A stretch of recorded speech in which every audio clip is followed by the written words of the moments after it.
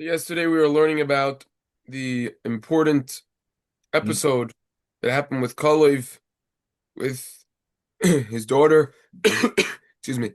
Kalev offered his daughter Achsa to anyone who would defeat the area. Let's just remind ourselves over here. We had over here Parak Tezvav, Pasuk Tezayin. Kalev said, "Whoever conquers Kirya Sefer, I'm going to give him my daughter Achsa." Asniel was the half brother of Kalev who successfully conquered the city. Then, after they got married, Achsa subsequently she asked for land, a good land, and Kalev granted her request. That's basically the whole episode in short. Pretty cryptic situation over here. Exactly the depth behind what's going on. Mind ourselves of this Rashi. Rashi says that this is talking about after the death of Yehoshua. This actually didn't happen right now in Sefer Yehoshua, where we're currently located. This actually happened later on. It was only written here because this is where it gets discussed the distribution of the land distribution. Ashi then proceeds to quote the Gemara in Tamura, says that this has nothing to do with being a mighty warrior. Rather, there were 1,700 different Torah ideas that were forgotten during the mourning period of Moshe. And Asniel, because of his incredible in-depth analysis, was able to discover that which was forgotten.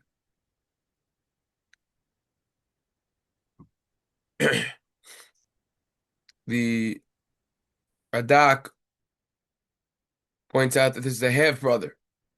Because Kalev ben Yefuna, Asniel ben Kenaz. Kalev, the son of Yefuna, and Asniel, the son of Kenaz. So it's a half-brother, not a full brother. It's basically the story over here. The Gemara says in Tamura, why is her name called Achsa? Whoever saw her got upset about his wife. So because she was so beautiful, she was so gorgeous. In other words, according to Rashi, the simple explanation over here is that since she was so beautiful, therefore whoever saw her got upset about her wife. Why can't you be as good looking? The Benjamin Eisenberg in his Mesilas Nevi'im, in his pasuk, he quotes Taisvus in Tainus, not in Tamura, but there's a parallel sugya discussion topic about this, and says that this has nothing to do with her looks. It had to do with her incredible modesty. Her name was Achsa because any husband who looked at his wife said, "Why can't you be as modest as Achsa?" Didn't necessarily have to do with the looks, though. What is the question for the Gemara in Tainus? The Gemara, it's the same. It's the same discussion. Why is her name called Achsa? The Gemara over here asked. So you have Uh-huh. a similar Gemara in Tainus over there in Daled Amar Aleph. So the Gemara says, "Shekola ro oisa koyes al ishto." Whoever saw her got upset about his wife.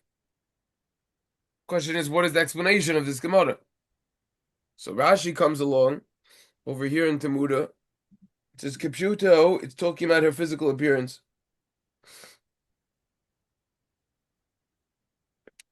But Tais was over there. So the Gemara in Tainus, so actually the context over there is being shoyal shaloi kahagan. Right, that's what I did, and that's not one of the things brought down there, right? I just did this a little bit ago. That's why I Yeah, remember yeah, this. that's asking something improper. By the way, we have put up the recordings on the entire Masechtas Tainus. I think you know about that though. Yeah, did the Rav mention that issue, or Which issue? or is it the fact that this is not one of the Shol or Shaloka Hogan? It seems like it would have been. What with the Achsa? Yeah, and or is he saying anybody who beats up on the who wins gets my daughter? Right. I looked it up, I think yesterday, and like I think it's Elazar. Yeah, yeah, I have it in front of And me. who's the other one who's asked? Shlosha shalu shaloik hagin shnai meshivuko igam echad shivu shaloik hagin Elin Eliezer Eved Avram Shol ben Kish Yiftech Hagiladi. Right. And this one's not one of them. It's No, interesting. those were the people who asked him properly. Maybe this isn't really a shot. He's just promising somebody. I don't know, because Shaul was also whoever beats up on Goliath gets my daughter, right? Right. Same idea. Same idea, yeah. Which Tyson I didn't look at Tyson's. I should have looked in the Mepharshim. I didn't. I don't know. Yeah. So Taisvus over there, if you look in Tainus, He brings it down. Dibra Maskul Shloish effect Taisus.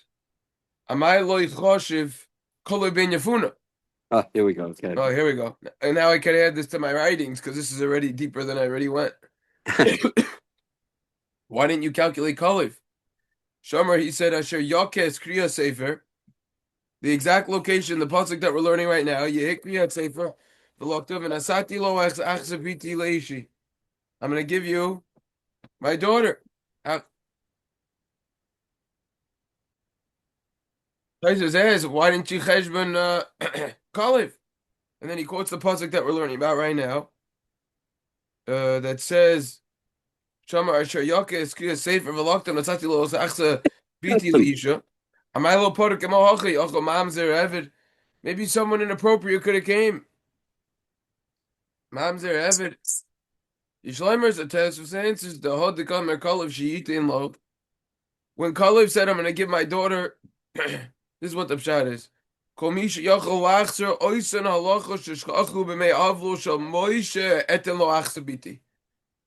Kalev didn't mean, explains Taisus, that he was going to give his daughter to someone who conquered Kiryat Sefer over there, to a mighty warrior. It's talking about someone who was able to return all of these halachas that were forgotten. So someone who was able to return all of these forgotten halachas would be at a much higher caliber. Yesh Mefarshin than Taisus says. That he says, the Lakach Nikras Achsa Shekol Aro Oisa Koyes Al Ishto V'Zovadim Mishum Snius Sheseir De Kachazuba. What it means when the Gemara in Temura says whoever looked at her got upset on his wife, that doesn't mean physical appearance. That meant it was because of the incredible modesty. Taisvus says. Vaysoymech dezachuso v'zachus tidei mistayed deloy mizdagdin lo elokif imazel. And Kalev thought that in his merit and in the merit of this warrior who would return these halachas would surely find a wife that would be fitting. Sorry, in the merit of Kalev, in the merit of his daughter, it would be already a good match, good shidduch, like the Gemara in Sota says in the beginning on base. So that's Taisus offering tremendous clarity to the topic at hand that we're dealing with. I'd like to go back now to the Mesilas and Nevi'im. So that answers that, yeah? Yes. Excellent Taisus. By the way, we quoted that Taisus also when we did the Oh kindness, yeah. if I'm not mistaken. Yeah, because we went through pretty good there. So Mesilas and Nevi'im comes along and he quotes that Taisus, part of it actually. Oh, he actually quotes that Taisus over here, word for word. That's Oh, what's actually highlighted. Okay, but I just saw it inside. Okay, I already know about it. In the footnote over here, he says, "When we can, from here we can infer, sheshmiras ha'inayim hisagul shalom bayis." When a person guards their eyes and doesn't look at inappropriate things, it is a gula that will help bring peace in the house. Shalom bayis, because that's when problems start. You look at this, you look at that. I want that private jet. I want this. I want this wife. I want that thing. I want this vehicle. I want. That's when problems happen. Guard those eyes. The Bear Moshe has a few comments about this. It says over here, we'll just cut to the chase. He says the explanation of this entire story over here, this whole episode is what happened. that pure Indian who Achsa saw the daughter of Kalev and realized she merited marrying someone very holy and very special. The whole problem is that he's all Torah. He doesn't care about physical matters, and therefore she was concerned. Choshesh ha'oisa sadika pein al yedei sheyakim beis Yisrael v'tifli teluyim bo. Maybe they're gonna have a family together. Yitzarich latur achar parnas beisa. Now he's gonna get preoccupied with the parnasa for the house.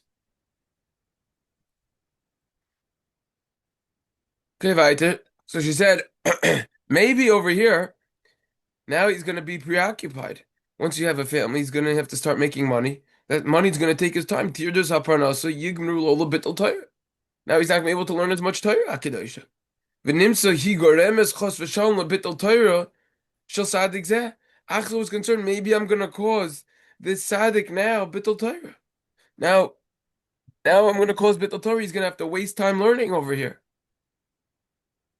Why there's such a bad glare? Apologize. Um, so that's what she was concerned about over here. So you know what happened? So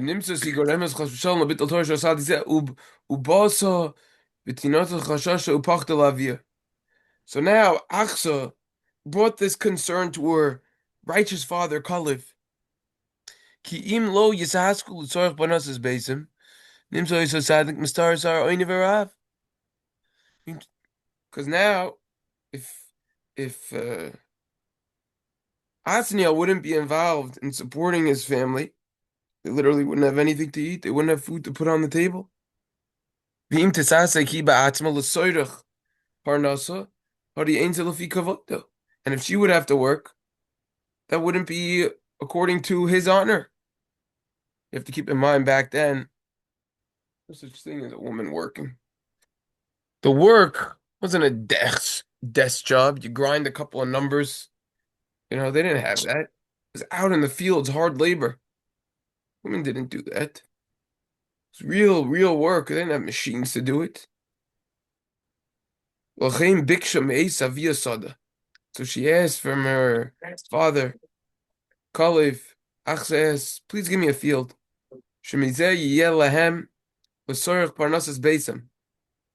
This is what I'll be able to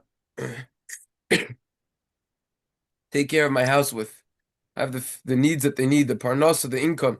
And my husband won't need to nullify his holy work that he's involved with. Regarding this claim, Kalev responded, Ein kol yisoid l'chashash l'sehel. There is no foundation, there's no basis for your concern at all. Yishadar el yoinim v'tachtoinim yavak ish mimenu mizoinas kloimer shiyasem Hashem ivtachel. You have to have belief in Hashem, have bitachon. Hashem will provide. And that's actually what happened. And there's a chus in the merit of the Torah that Asniel learned. Hashem provided all of their needs. And that's what Kalev answered his daughter. Incredible Be'er Moshe and deeper idea of what she was claiming.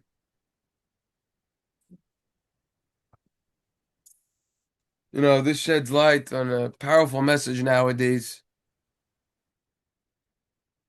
Tremendous amount of people learning over here. Tremendous amount. You have to realize they'll get taken care of. If you look, by the way, I just saw the Rebbe Akiva Eger in his Gilyon Hashas and the Gemara in Tainis over there in Dalan Beis. He cites a Bereshis Rabbah in Parshas Samech Os Gimel. Also, you can look in the Vayikra Rabbah I have in my notes. What is this? Can't even read my own handwriting. Looks like a Lamed Zion Dalid. I don't know how I found that. But Kalev is one of the people who were actually counted as someone who asked inappropriately.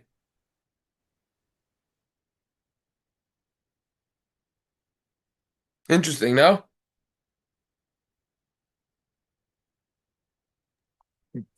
Yeah, if I knew exactly what was going on, but yeah.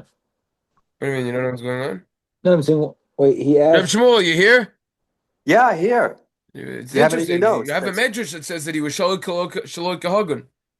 so why? Yes, I guess the Medrash has it, but the Gemara doesn't have it. It's Right. I mean, interesting, you but have again, then you Tosfos' have answer over Tosfos' there. answer that it was all about Torah. It wasn't about Yeah, when he exactly. asked. His asking Um, was a person of Torah, so it wasn't Shloka Hogan. right. David, you lost, David? What's the problem? No, This idea over here is incredibly relevant for people who are learning full time. Where will it come from? Where will the money come from? Person who learns Torah properly will get taken care of. I heard from once in a shir from Rabbi Yisrael Reisman, most people who leave learning full time, it has nothing to do with money. Nothing to do with money. You would think it would be. It's not. Let's go through a mom always. Here's a few comments on this. Mom always says after Kalev conquered Hebron, he went to Devere, which is near Hebron. He didn't want to leave any enemies over there because maybe they would suddenly try to get him. So you see something very insightful from this, that even though they had the land that they wanted, they made a buffer zone. And this is incredibly relevant. This is exactly the problem with Gaza. There wasn't buffer zone, and then they came right over. You have to leave buffer space to make sure no one is close enough. Your enemies aren't close enough that are just going to attack you when, for no reason. The mom always says over here, Achsa was very wise and pious. Anyone who saw her actions, her good deeds, would get upset about his wife. the only one from there. At the time when Kalev said that he was going to give Achsa's daughter as a wife, no one asked on the dowry how much money is there going to be, how much clothing am I going to get for it, other gifts. They didn't ask them. Why? Because they just wanted the daughter of Kalev. That itself was a very special thing. Kalev, a leader in Klal Yisrael, one of the spies that came in. So therefore, um, no one cared about just, money and stuff like that. What were they going to get? Just wanted a good wife would help with the learning of the Torah. That's why the Gemara says, "La'olam yimchar odam kol ma sheyesh lo." You should always sell everything that you have. V'yisa bas talmid chacham. Sell everything you have in order that you could merit marrying the daughter of a talmid chacham. Shaloizel bilvad she'ashir chayiv lisa bas talmid chacham. Not only is a wealthy person obligated to marry the daughter of a talmid chacham, rather even a poor person should try to do this. Even if you have the daughter of an Am Haaretz, the daughter of someone who's ignorant of Torah knowledge, and they're going to give you hundreds of thousands, millions of dollars to marry her. Forget about it. Marry the daughter of a Talmid Chacham. Even though you need to sell everything you have in order to marry that person. You see the importance over here of marrying the daughter of a Talmid Chacham. If you want to do more research on this topic, I highly recommend learning Daf Mem Tes Amid Aleph and Psachim and Amid Beis. The whole daf there. And that's what Asniel did. He was willing to risk his life in order to marry the daughter of a Talmid Chacham.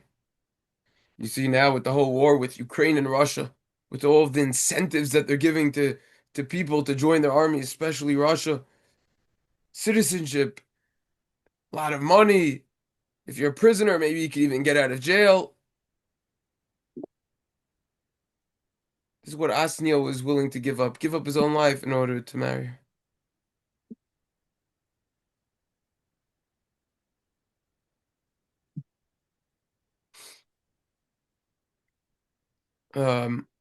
So that's an incredible lesson that we could learn from this episode over here.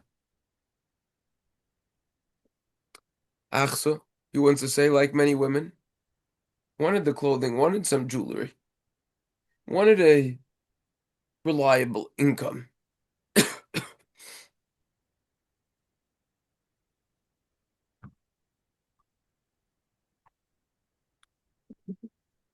Uh,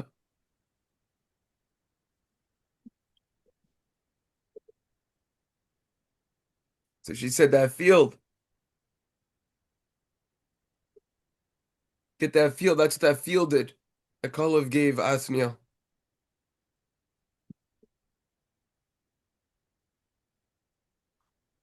Went through it a little bit more, gives an explanation on it. Asniel didn't ask his father-in-law for anything. That's why he says V'tisiteyu. It was like it was a sin. Hasata. Praising Asniel. Since he was so wise and pious, he didn't want those gifts.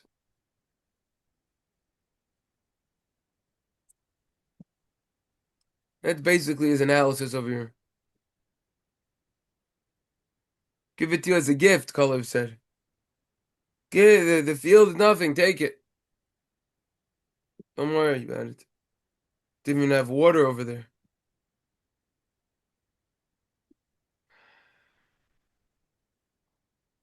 Goes back and forth analyzing this episode over here.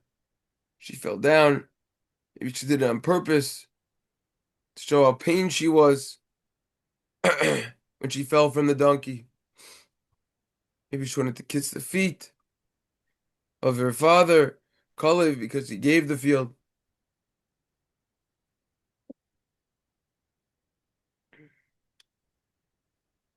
All right. Basically, that's the idea of him explaining this episode over there. The next part, he says, why couldn't Yehoshua himself come up with the halachas? What was wrong with Yehoshua? Why did Asniel have to? Why couldn't Yehoshua? So he gives a few reasons. The one that we saw yesterday is my favorite.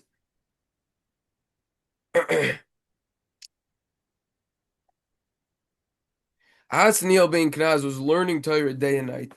Every single moment he was learning, he merited Ruach HaKodesh, special divine providence. That's not the word. How do you say Ruach HaKodesh in English? Almost a prophecy.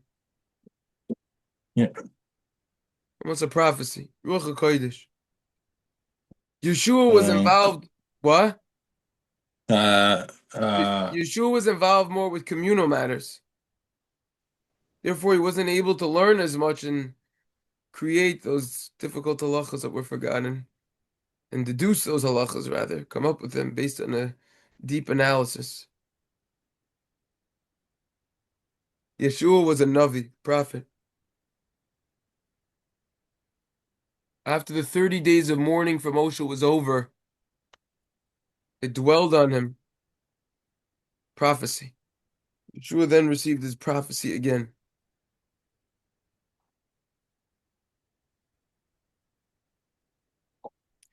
Therefore, even if Yeshua would have created, or rather deduced or rediscover all of the Torah that was forgotten, they wouldn't listen to him. Because only a chacham, a wise person, who isn't a prophet, an official prophet, is able to be machadesh a davar halacha b'pulpula, is able to come up with an insight, Torah ideas from an in-depth analysis, not a navi. That was the difference between Asniel and Yeshua. Incredible point.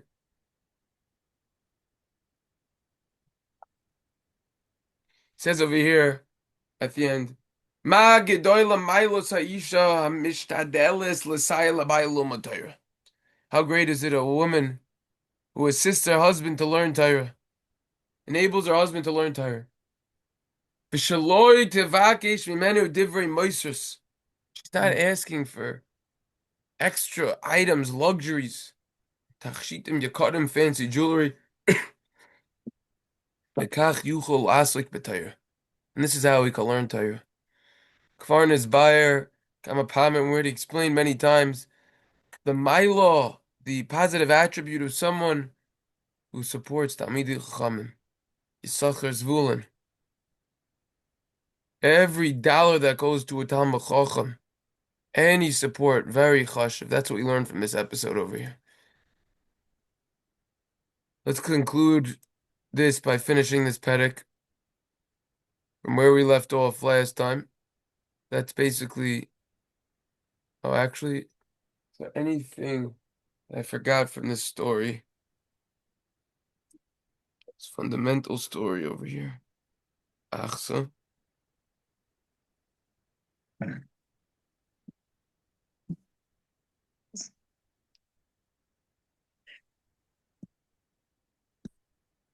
Yeah, one important point in the Lilmud Lamed, they quote the Gemara Nadarim Pei Aleph. It's evident from here that Jewish leaders do not necessarily come from wealthy class. Asniel owned nothing to the extent that his wife wondered how they could survive. Later on, he sustained not only his own family, but all of the Jewish people. Chazal teach us, careful how you treat the poor, because the Torah will come from them. That's the Gemara Nadarim. That was an important point. Let's conclude this session. We will finish going through this perek. The story ends.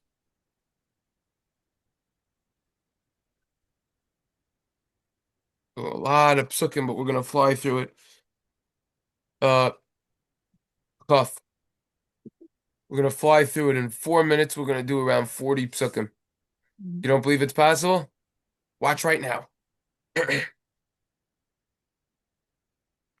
Pasuk says Chaf. Sois nachlas mat b'nei Yehudim l'shvachaisim. This is the inheritance of the tribe of the Yehuda according to their families. Vayu ha'arim mekitz lamata b'nei Yehuda el gavul Edom ba'negba kabsil v'eder v'yagur. And it was at the cities at the edge of the tribe of Yehuda to the border of Edom on the Negba in the south were Kabsil, Eder, and Yagur. There were also Vakina, Vidimoina, Ve'ad, Ada. Also these three places. And it was also Vekedesh, Vechatzer, Veyitanon. Also those places. Zifatelem, Ubailos. Also those places. Vechatzer, Chadasu, Ukriyas, Chetzron, Hichatzor. All of these are just names of places. Literally, there's nothing to translate. Yeah, Hichatzor. All places. Okay. Ama ushama molada v'chatzer gada v'cheshbon ubeis palo v'chatzer shual uber sheva ubizi yoisia. These are all places that they had. These are all names. There's no translation. Ubayla v'izim v'etzem v'il tolad ukesil v'charma v'siklag domana v'san sana. This is actually going to come up later on in another sefer. This place Siklad. Ule ba'os v'shalichim v'ayin v'rimon kol yirim esrim v'teisha v'chatreim. And ba'os and shalichim and ayin v'rimon, all of these cities were 29 and their courtyard areas, so to say, or their villages. Vashifla Eshtoel v'Sara v'Eshna v'Zanoach v'Ayin Ganim Tapuach v'Einam Yarmus v'Adulam Shoicha v'Ezka v'Sha'arim di Taim v'Hagedira uge di Roisayim Arim Arba Asar v'Chatzreim. These cities, there were 14 and their villages. Safon v'Chadasha u'Migdal Gad v'Dilan v'Hamitzvah v'Yaktiel Lakish u'Betzekat v'Eglon v'Kavon v'Lachmas Tilish, tough pronunciation. Some of these Ugediros, Beis Dogon, Venama, Umakeda, Irim, Sheishesrei, Vechatzreim. These were 16 and their villages. Levana ve'ater ve'ashan ve'yechach ve'achshana u'nesivu klila ve'achaziv u'meroisha arim tisha ve'chatzreim. These cities, there were 9 and their villages. Akron ve'chatzreim mekdudon ve'yama kol asher al yad. Yashon ve'chatzreim eshul be'noser ve'chatzreim azab be'noser ve'chatzreim na'alam ve'chamitzrayim ve'yam ha'gvul Hagavul Ugavul, or some say Hagadol, is instead of that one. Mem Zion already. Yeah. So the Great Mediterranean Sea on its border.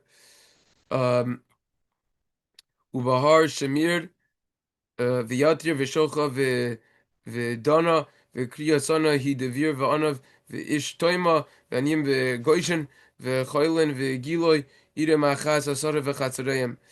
Okay, yeah, those cities, 11 and their villages. Orav Viduma ve'eshon ve'yanumu u'beis tapuch ve'afika ve'chumta ve'kriyas arba hi Chevron. Kriyas arba is Chevron ve'sira arim tisha ve'chatzreim. Cities 9 and their villages. Ma'on ve'karmel ve'zif yutum ve'azriel ve'yakedim ve'zanoach ha'akana giva ve'timin ve'rim ha'asar ve'chatzreim. Those cities, there were 10 in their villages. Chal, Chul, Beisur, Ugedor, Uma'aras, Ubeis, Anos, Ve'il, Tekoin, Arim, Shesh, V'chasreim. Those cities, there were 6 in their villages. Kriyas Baal, He Kriyas Yarim, that's Kriyas Yarim, Ve'harba, Yirim, Shesh, Shtayim, V'chasreim. Those 2 and their villages. But Midbar, Beis, Harav, Medinu, Sechacha, Ve'haniv, Shan, Ir, HaMelech, Ein Gedi, yeah, Ein Gedi, yeah, well-known place. Ve'arim Sheish v'chatzreim. You had the cities, there were 6 in the villages. Ve'es hayebusi yoish Yerushalayim yoyuchal b'nei Yehuda lo risha v'yishma abusi v'rosein sol Yerushalayim ha'yinim hazeh. And the Yebusi, they inhabited the inhabitants of Jerusalem. The tribe of Yehuda wasn't able to drive them out, and they sat with them in Jerusalem until this day. And this is considered negative that they didn't let them out, and this is basically a bash. Anyways, this is the parak. I think this is the longest parak so far in this sefer. Is this the first 63. mention of Yerushalayim? What? Is this the first mention of Yerushalayim, meaning the word Uh, Yerushalayim? I don't think so. No, pretty sure it came up before, Oh, okay. but I'm not sure. Might be. Not sure. Yeah, 63 psukim, but they're very short. Just land, you know. But incredible episode. Okay, so tomorrow we will start the first Siman Mirza Hashem.